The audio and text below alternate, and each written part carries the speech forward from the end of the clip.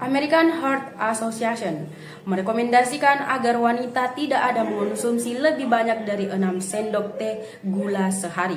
Sementara untuk pria tak lebih tinggi dari 9 sendok teh. Ini adalah berarti tidaklah lebih lanjut dari 25-36 gram atau sekitar 100-150 kalori gula sehari. Organisasi Kesejahteraan Planet merekomendasikan untuk mengonsumsi gula maksimal 50 gram, tetapi sebaiknya tidaklah lebih tinggi dari 25 gram gula per hari. Tanda terlalu banyak konsumsi gula. Berat badan bertambah kemudian merasa lapar. Bukan rahasia lagi bahwa gula mengandung banyak kalori, namun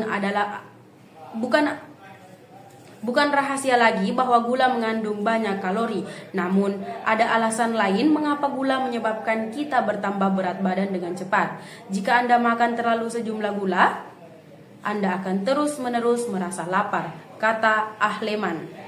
Alasannya adalah gula meningkatkan kadar glukosa darah pada jangka pendek tetapi tak memberikan efek kenyang yang mana bertahan lama dikarenakan kurangnya serat. Rasa lapar yang dimaksud terus-menerus lalu makan terus-menerus yang tersebut diakibatkannya pada akhirnya menyebabkan penambahan berat badan yang kita semua ketahui sebagai tanda terlalu banyak gula. Jerawat. Ketika kita makan gula, tiada cuma kadar insulin yang mana meningkat, juga hormon di darah yang tersebut disebut faktor pertumbuhan mirip insulin 1 atau tingkat. Ketika kita makan gula, tiada cuma kadar insulin yang mana meningkat, juga hormon di darah yang tersebut disebut faktor pertumbuhan mirip insulin 1 atau disingkat IGF-1. Ahleman mengungkapkan bersatu dengan insulin, IGF-1 ini merangsang kelenjar sebasea, kemudian keratinisasi berlebihan dalam area kelenjar sebasea yang dimaksud menyebabkan kelenjar yang disebut tersumbat, juga menyebabkan jerawat dan juga peradangan. Harapan makan serta mood. Peningkatan kadar glukosa di darah yang dimaksud tinggi menyebabkan pelepasan insulin, tetapi banyak kali begitu kuat sehingga gula darah tiada turun ke tingkat normal tetapi pada bawah garis dasar, sehingga Anda mengalami hipoglikemia relatif, serta ini menyebabkan keinginan makan. Pada beberapa orang hal ini juga menyebabkan inovasi suasana hati lalu mudah marah. Sistem kekebalan tubuh lemah. Biasanya gula diserap oleh tubuh melalui usus halus. Namun apabila jumlah total gula sampel seperti glukosa lalu fruktosa yang mana kita konsumsi melebihi kapasitas usus halus, gula sampel ini berakhir dalam usus besar. Pemberian makanan selektif menyebabkan perkembangbiakan bakteri ini. Masalahnya adalah sayangnya mereka menghadirkan endotoksin pada permukaan bakteri mereka. Ini adalah disebut lipopolisakarida. Endotoksin ini kemudian dapat meninggalkan usus, memasuki aliran darah, juga menyebabkan peradangan diam-diam yang dimaksud mempercepat penuaan tubuh, juga mengurangi kekuatan sistem kekebalan tubuh. Penuaan dini. Secara ilmiah telah dilakukan terbukti bahwa asupan gula yang dimaksud tinggi menyebabkan terbentuknya apa yang disebut AGE membandingkan efeknya dengan karamelisasi. Pada kolagen kita, serat-seratnya seharusnya berjalan secara paralel.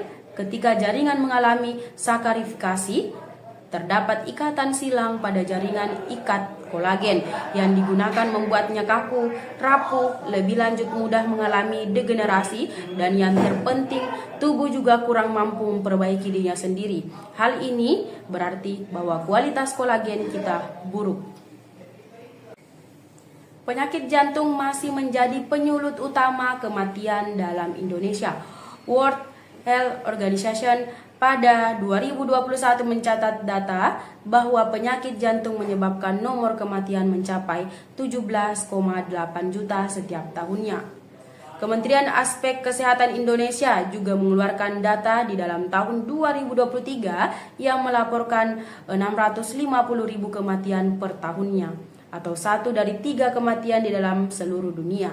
Angka ini menekankan urgensi tindakan pencegahan serta penanganan untuk mengempiskan dampak penyakit jantung pada kebugaran masyarakat. Semakin meningkatnya prevalensi penyakit jantung koroner di dalam Indonesia menyokong Siloam Jantung Diagram untuk menciptakan wadah edukatif pada mana penduduk dapat bertemu segera dengan pasukan dokter terbaik dari berbagai disiplin ilmu. Kami berharap melalui Heart Festival 2024 masyarakat teristimewa yang digunakan berdomisili di dalam wilayah Cinere, Ibu Kota Indonesia Selatan, Tangerang Selatan, lalu sekitar, semakin memahami pentingnya pencegahan lalu deteksi dini penyakit jantung, kata Direktur RS Siloam Jantung Diagram, Dr. Hoi. Siloam Jantung Diagram menyediakan layanan kardiovaskular yang tersebut komprehensif dengan dukungan dokter spesialis dari berbagai subspesialistik untuk menangani berbagai permasalahan jantung kemudian pembuluh darah. Dengan akreditas paripurna, rumah sakit ini menjamin kualitas pelayanan yang digunakan prima lalu konsisten bagi setiap pasien. Kami juga mampu melakukan primary PCI sesuai dengan standar mutu, yaitu di tempat bawah 90 menit. Selama ini, Siloam Jantung Diagram rata-rata berhasil melampaui standar tersebut, sehingga dapat meminimalisir resiko kematian dan juga menjamin penanganan cepat juga tepat waktu, ungkap Hoi. Siloam Jantung Diagram juga mengedepankan pendekatan holistik kemudian terintegrasi, menyediakan layanan jantung kemudian pembuluh darah, dilengkapi dengan sarana medis yang disebut modern seperti catheterization lab, operating theatre, hemodialysis unit, dan juga cardiac medic rehabilitation facility. Siloam Jantung Diagram terus mengupayakan komitmennya pada pemulihan optimal pasiennya. Selain dapat memanfaatkan seluruh infrastruktur serta layanan unggulan Siloam Jantung Diagram, kami berharap publik juga dapat menjalani gaya hidup lebih besar sehat, kemudian proaktif pada menjaga kebugaran jantung. Dengan Heart Festival 2024 ini kami optimis dapat berkontribusi menurunkan bilangan bulat prevalensi penyakit jantung koroner dalam Indonesia. Tutup Hoi. Jamu beras kencur merupakan minuman yang terbuat dari rimpang kencur. Minuman ini dipercaya penuh kegunaan serta energi alami dari beras. Dikutip berbagai sumber, berikut deretan khasiat jamu beras kencur untuk kesehatan. Meredakan stres. Kencur memiliki zat etanol yang tersebut efektif menimbulkan sistem saraf rileks. Hal ini juga berpengaruh pada kemampuan jamu beras kencur mengurangi tingkat stres serta rasa cemas. Konsumsi jamu ini tentu menjadi alternatif untuk menjaga kesejahteraan emosional yang alami. Meningkatkan stamina. Beras mengandung karbohidrat alami yang tersebut baik. Oleh lantaran itu, ekstraknya pada beras kencur menjadi sumber energi yang dimaksud sustainable. Selain itu, sifat adaptogen dari kencur efektif mengatasi stres, baik itu pada fisik maupun mental. Mengembangkan imun tubuh. Kencur mengandung flavonoid yang tersebut memacu produksi antibodi. Sementara itu, zat ini krusial untuk mengurangi patogen dan juga infeksi.